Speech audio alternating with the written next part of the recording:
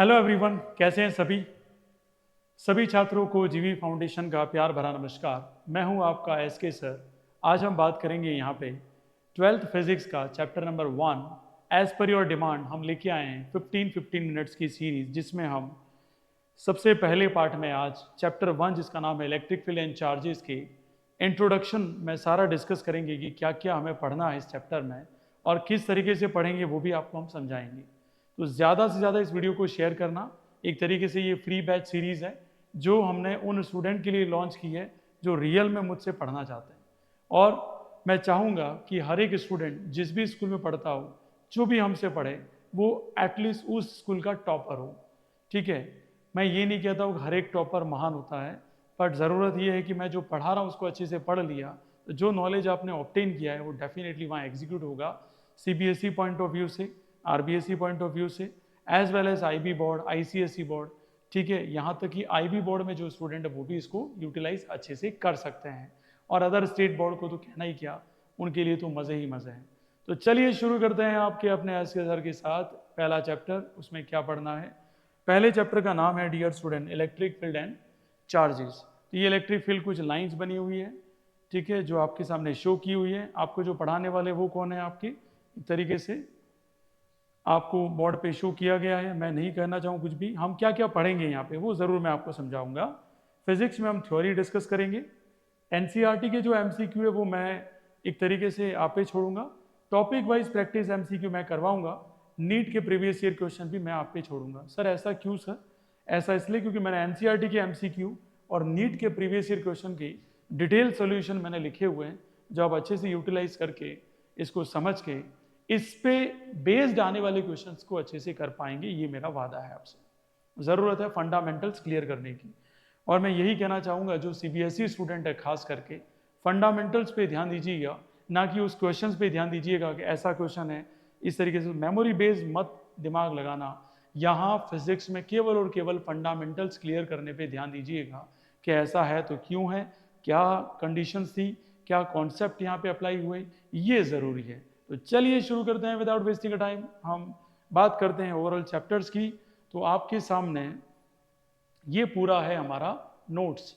And जिस बच्चे को भी नोट्स चाहिए, ठीक है, तो फ्री जो नोट्स है, मैं आप टेलीग्राम चैनल ज्वाइन कर सकते हैं जिसका नाम है एसके सर। और आप मेरे इंस्टा चैनल पे भी ज्वाइन हो सकते हैं जिसका नाम है जीवी फाउंडेशन। और एज वेल एज आप यहाँ से जो यूट्यूब से आप आए हैं तो यूट्यूब ज्वाइन कर सकते हैं। एज वेल एज आप मोटिवेशन वीडियोस के लिए इंस्टा पे भी आ सकते हैं। तो सारी चीज़ अवेलेबल रहेगी। और किसी को ऑफलाइन कंटेंट चाहिए तो आप एप्लीकेशन डाउनलोड कर सकते हैं प्ले स्टोर से। जीवी फाउंडेशन एप्लीकेशन है अपना, उस प्ले स्टोर पे आप डाउनलोड करेंगे तो सारे कोर्सेज डिटेल में मिल जाएंगे।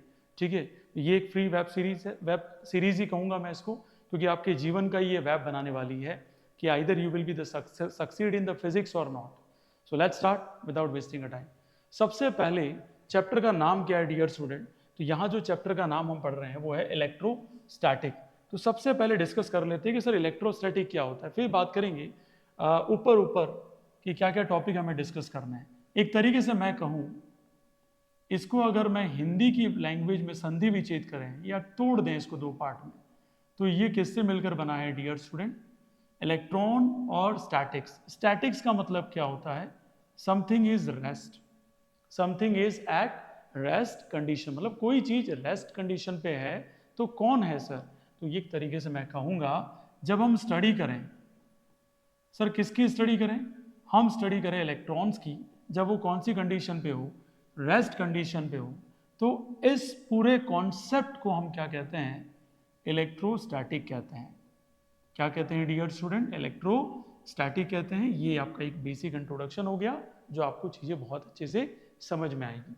इसके बाद बात करें डियर स्टूडेंट हमें कौन कौन से टॉपिक यहाँ डिस्कस करने हैं। तो पहला जो टॉपिक हमें डिस्कस करना है इस चैप्टर में, जिसका नाम है इलेक्ट्रिक चार्जेस। क्या डिस्कस करना है बेटा? Electric charges. तो हम डीप में तो नहीं जाएंगे, बस आपको ओवरऑल समझाता जाऊंगा कि हमें ये समझना है। एक तरीके से एक टॉपिक है जिसका नाम है इलेक्ट्रिक चार्जेस। तो चार्ज एक तरीके से क्या है? इंट्रिंसिक प्रॉपर्टी है मैटर की, by virtue of which it experience electric और मैग्नेटिक इफेक्ट। देखो यहाँ सिंपल सी भाषा में समझाऊं, चार्ज एक तरीके से इंट्रिंसिक प्रॉपर्टी क्यों है? जब वो रेस्ट पे होगा तो इलेक्ट्रिक फील्ड अकेला आएगा, लेकिन जैसे वो मोशन में आएगा तो दो फील्ड साथ में लेके आएगा।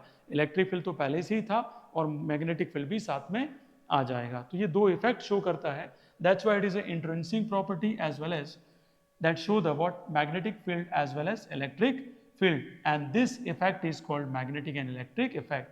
दो टाइप के चार्जेस होते हैं, एक पॉजिटिव होता है और एक नेगेटिव होता है। और चार्ज की जो यूनिट है वो जिस साइंटिस्ट की याद में दी गई है जिसका नाम क्या है, कूलॉम है। इस बात को बहुत अच्छे से ध्यान रखना डियर।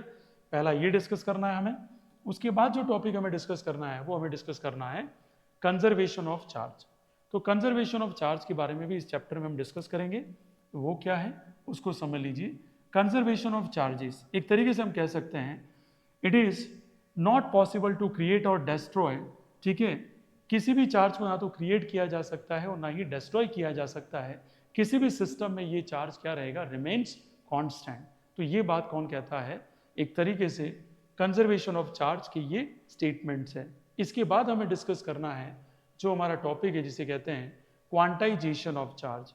सिंपल भाषा में मैं कहूं कि what do you mean by quantization of charge, quantity of charge अगर ट्रांसफर हो एक बॉडी से दूसरी बॉडी पे तो उसे भी हम क्या कहते हैं, क्वांटाइजेशन ऑफ चार्ज ही कहते हैं।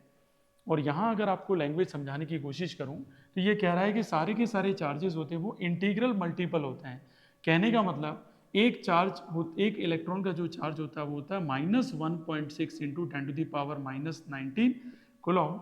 तो जितने नंबर ऑफ चार्जेस आएंगे वो मल्टीपल में आएंगे। मतलब मान लीजिए एक सिस्टम में 10 चार्ज हैं तो आप क्या करेंगे, 10e लिखेंगे। तो मतलब क्या हुआ, मल्टीपल ऑफ चार्जेस। मतलब जो एक चार्ज है उसका क्या करेंगे, मल्टीप्लाई कर देंगे नंबर ऑफ चार्जेस से। तो इंटीग्रल प्रॉपर्टी हो गई। कौन सी प्रॉपर्टी हो गई, integral property means multiple of electrons, multiple of electrons. And Q is equals to formula होता है Ne, where n is a natural number and the charge of the electron is -1.6 10⁻⁻19 coulomb, where n is integer। ठीक है, तो natural number ही generally consider करते हैं, लेकिन negative charges होते हैं तो माइनस में भी हम लिखते हैं। सो दैट्स व्हाई हम नेचुरल नंबर ना बोल के इसको क्या कहेंगे, इंटीजर नंबर। ठीक है, चलिए इसके आगे हमें क्या डिस्कस करना है, तो हमें डिस्कस करना है कूलॉम्स लॉ। तो आपको दिख रहे होंगे ये बाबा न्यूटन, ठीक है, स्क्रीन के ऊपर। तो हमें इन चीज़ों को समझना है बहुत अच्छे से, तो क्लियर भी करना है, चीज़ों को बहुत अच्छे से समझिएगा। कूलॉम्स लॉ एक तरीके से फोर्स है दो चार्जेस के बीच में हमें डिटरमाइन करना है। तो वेक्टर फॉर्म में लिखिए तो इसे लिखा जा सकता है k q1 q2 के वेक्टर r अपॉन r³ लिखा जा सकता है, जहाँ पे k की जो वैल्यू है वो 1/4πε0 भी लिख सकते हैं और इसका वैल्यू होता है 9 × 10⁹ न्यूटन मीटर स्क्वायर पर कूलॉम स्क्वायर इसका यूनिट रहेगा। ε0 आपकी एक परमिटिविटी है फ्री स्पेस की जिसका वैल्यू है 8.85 × 10⁻⁻12 कूलॉम स्क्वायर पर upon newton into metre square इसका क्या रहेगा, यूनिट रहेगा। अब बात करते हैं फोर्सेस की, वेक्टर फॉर्म में है कूलॉम्स लॉ को कैसे लिखा जाता है। तो F12 1/4πε0 ऊपर Q1 Q2 ही रहेगा, बस डिस्टेंस जो है उसका रिजल्टेंट फॉर्म आएगा R1 - R2 का होल क्यूब और ऊपर आ जाएगा यूनिट वेक्टर के हिसाब से R1 vector minus R2 vector. अगर मल्टीपल चार्जेस हैं तो लगातार बढ़ जाएगा ये, इसी को कितनी बार लिखना पड़ेगा, जितनी बार रिपीटेशन मोड पे ये जो फोर्स हमने डिटरमाइन किया है। इसके बाद हमें क्या डिस्कस करना है, हमें डिस्कस करना है इसके बाद इलेक्ट्रिक फील्ड क्या होता है। तो हम डिस्कस करेंगे कि इलेक्ट्रिक फील्ड हमें जो डिस्कस करना है पूरा, ठीक है। यहाँ खाली बस मैं बात करूंगा ओवरऑल कि इसका क्या है, इलेक्ट्रिक फील्ड क्या कहलाता है। तो इलेक्ट्रिक फील्ड का मतलब क्या होता है, एक सिंपल भाषा में कहें, the region around a charge, the region around a charge, उसे क्या कहते हैं हम डियर स्टूडेंट, तो इसे कहते हैं हम इलेक्ट्रिक फील्ड। क्या कहते हैं बेटा, इलेक्ट्रिक फील्ड। एक तरीके से आप समझें इलेक्ट्रिक फील्ड इंटेंसिटी क्या होती है, तो याद रखना फोर्स पर यूनिट चार्ज एक तरीके से इलेक्ट्रिक फील्ड इंटेंसिटी कहलाता है। इसका यूनिट होता है न्यूटन पर कूलॉम भी कह सकते हैं, वोल्ट पर मीटर भी कह सकते हैं। ये चैप्टर 2 में मैं आपको एक्सप्लेन करूंगा कि ये यूनिट कैसे आती है। वेक्टर फॉर्म की बात करें तो फॉर्मूला होता है KQ अपॉन क्या होता है R², और वेक्टर फॉर्म में लिखिएगा तो यूनिट वेक्टर आ जाएगा यहाँ पे, ठीक है, कैप की फॉर्म में। तो ये फॉर्मूला हो जाएगा। Electric field intensity due to point charge क्या होगा, तो KQ अपॉन R² हो जाएगा। Net electric field with respect to what, टोरी जी, तो उसके लिए क्या लिखेंगे हम, के मतलब मल्टीपल चार्जेस की बात कर रहा है तो यहाँ हो जाएगा K Q one upon R one square plus K Q two upon R two square and so on, ये चलता ही जाएगा। ठीक है, यहाँ तक कोई डाउट? उम्मीद है यहाँ तक समझ में आया होगा। फिर ये जो एक्सप्रेशन है वो हम डिस्कस करेंगे, जब डिस्कस करेंगे तब मैं सारा समझाऊंगा। ठीक है, एक्सियल कंडीशन, इक्वेटर कंडीशन क्या है उसकी भी हम डिस्कस करेंगे। इसके बाद जो हमें टॉपिक डिस्कस करना है यहाँ पे, जिसका नाम है इलेक्ट्रिक फील्ड लाइन। किसकी बात करेंगे हम? Electric field line. तो एक तरीके से इलेक्ट्रिक फील्ड लाइन का मतलब क्या है? एक ऐसी इमेजनरी लाइन जो किसको रिप्रेजेंट करती है? डायरेक्शन ऑफ इलेक्ट्रिक फील्ड को रिप्रेजेंट करती है। It always normal to the conducting surface, lines originating from the positive charge, terminating negative charge. शुरू कहाँ से होती है? पॉजिटिव से, एंड कहाँ होती है? नेगेटिव से। और नेवर इंटरसेक्ट ईच अदर, एक दूसरे से इंटरसेक्ट नहीं करेगी क्योंकि खुद ही वेक्टर क्वांटिटी है। Never form a close loop, ये ओपन लूप बनाती है। क्यों बनाती है? क्योंकि यहाँ पे याद रखना ये सरफेस के ऊपर ही करंट फ्लो करता है। इलेक्ट्रिक फील्ड लाइंस कैसी होती है? यूनिफॉर्म होती है, नॉन यूनिफॉर्म होती है, रेडियल होती है। तो यूनिफॉर्म ये हो गया आपका, ये नॉन यूनिफॉर्म हो गया जिसमें गैप सेम नहीं होता है। यहाँ गैप सेम होता है इलेक्ट्रिक फील्ड लाइन के बीच में, ये रेडियल ही है। रेडियल का मतलब मान लो यहाँ अगर पॉजिटिव चार्ज है, एक सिंगल चार्ज की वजह से जो इलेक्ट्रिक फील्ड लाइन बनती है वो रेडियल बनती है। तो ये डोनेटिंग प्रॉपर्टी होती है, सभी को पता है। एक पॉजिटिव चार्ज की प्रॉपर्टी कैसी होती है? डोनेटिंग होती है। तो उसकी सारी की सारी इलेक्ट्रिक फील्ड लाइन क्या होती है? आउटवर्ड होती है। कैसी होती है बेटा? आउटवर्ड होती है। ठीक है, इसके आगे बात करें और क्या टॉपिक हमें डिस्कस करना है। फिर हमें यहाँ डिस्कस करना है जो टॉपिक हमारा रहेगा इलेक्ट्रिक डाइपोल, हम डिस्कस करेंगे। एक तरीके से अरेंजमेंट है पॉजिटिव और नेगेटिव चार्जेस का, जिन दोनों के बीच में गैप रहेगा 2a। इसकी जो यूनिट होती है साइंटिफिक वो होती है डिबाई, और वैसे जनरल यूनिट होती है कूलॉम इनटू मीटर होती है। इलेक्ट्रिक फ्लक्स का मतलब होता है number of electric field lines जो है वो पास होती है किसी गिवन सरफेस एरिया से, ठीक है, पर यूनिट टाइम। तो यहाँ फॉर्मूला हो जाएगा E dot D S phi बराबर, इसको भी डिटेल में डिस्कस करेंगे। गॉस लॉ हमेशा क्लोज सरफेस पे लगता है और ये कहता है किसी भी क्लोज सरफेस में जो टोटल इलेक्ट्रिक फ्लक्स होगा वो होगा 1/ε0 टाइम्स होगा टोटल चार्ज जो सिस्टम में प्रेजेंट होगा। तो गॉस लॉ को भी हम डिस्कस करेंगे। फिर यहाँ पे आता है dear student electric field due to electric dipole. तो डाइपोल की वजह से एक्सियल कंडीशन, इक्वेटर कंडीशन में क्या क्या इसके मैथमेटिकल एक्सप्रेशन रहेंगे उसको भी यहाँ पे डिस्कशन करेंगे। एज वेल एज हम टॉर्क का भी डेरिवेशन करेंगे जो इलेक्ट्रिक डाइपोल से ही रिलेट करता है डियर स्टूडेंट। इसके आगे हम डिस्कस करेंगे, जो कि यहाँ का पार्ट तो नहीं है लेकिन चैप्टर 2 का पार्ट है, इलेक्ट्रिक पोटेंशियल और इलेक्ट्रिक पोटेंशियल एनर्जी। तो फिलहाल के लिए इतना ही हम डिस्कस करेंगे। ठीक है, तो क्या क्या टॉपिक थे चैप्टर 1 में वो मैंने समझा दिए। और एक जो टॉपिक है जो ध्यान रखना, थ्योरी ऑफ कंडक्टर। तो आप सभी को पता है कंडक्टर का मतलब क्या होता है। जब किसी एलिमेंट में या एटम में number of electrons valence shell में प्रेजेंट हो तभी वो एटम या एलिमेंट कंडक्टिविटी शो करता है। ठीक है, तो उसको भी डिटेल में डिस्कस करेंगे कि कंडक्टर को कंडक्टर क्यों कहते हैं, क्या उसकी प्रॉपर्टीज है और क्या इसका रिलेशन है रेडियस ऑफ कर्वेचर के साथ। ठीक है, उसको भी हम बहुत अच्छे से डिस्कस करेंगे। कोई कंडक्टिंग मटेरियल उसके अंदर चार्जेस क्या होते हैं, ठीक है, जीरो होते हैं, बाहर चार्जेस क्या होते हैं, जीरो नहीं होते हैं, सरफेस पे करंट फ्लो करता है, क्या रीजन है उसको भी हम डिटेल में डिस्कस करेंगे। ठीक है, और ये हम डिस्कस कर रहे हैं, ये क्या है आपका, एक तरीके से कह सकते हैं सोलेनॉइड आपको दिखता हुआ है। Electric field due to the charge spherical shell भी हम डिस्कस करेंगे। आउटसाइड क्या होता है, ऑन द सरफेस क्या होता है, इनसाइड क्या होता है, ये सारी चीजें हम डिस्कस करने वाले हैं।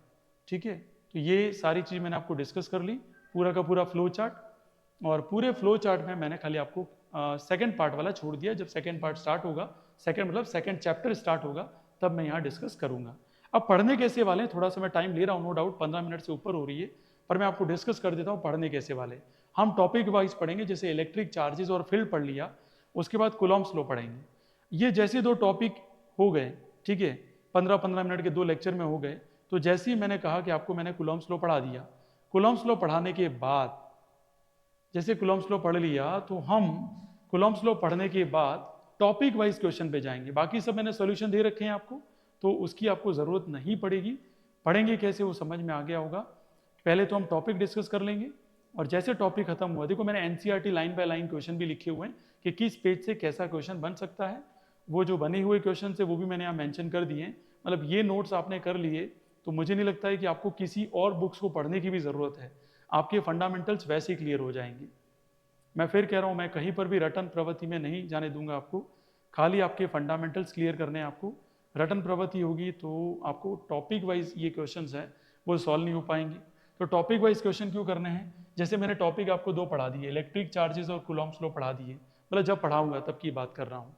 एक लेक्चर्स में इलेक्ट्रिक चार्ज पढ़ा दिया, दूसरे लेक्चर्स में कूलम्ब्स लॉ पढ़ा दिया, तो एक लेक्चर्स के बाद 10 क्वेश्चन कर लिए और 10 क्वेश्चन हमने कूलम्ब्स लॉ से रिलेटेड कर दिए, मतलब टोटल 20 क्वेश्चन हमने कर लिए। 20 क्वेश्चन टाइप अगर हमने अच्छे से निकाल लिए तो मुझे लगता है कि आपके काफ़ी अच्छे फंडामेंटल्स बन चुके होंगे। फंडामेंटल्स का मतलब हम जब क्वेश्चंस करते हैं तो हमारी अप्रोच धीरे धीरे बढ़ती है, क्वेश्चंस करने के बाद हमारा कॉन्फिडेंस लेवल बढ़ता है। तो ठीक है, जुड़े रहिए आपके एसके सर के साथ and just make your fundamental stronger in physics standard 12th of CBSE and also other state boards. So thank you so much for watching G foundation with आपके अपने एसके सर के साथ। मिलते हैं next class में। Class is over. आपका दिन शुभ रहे।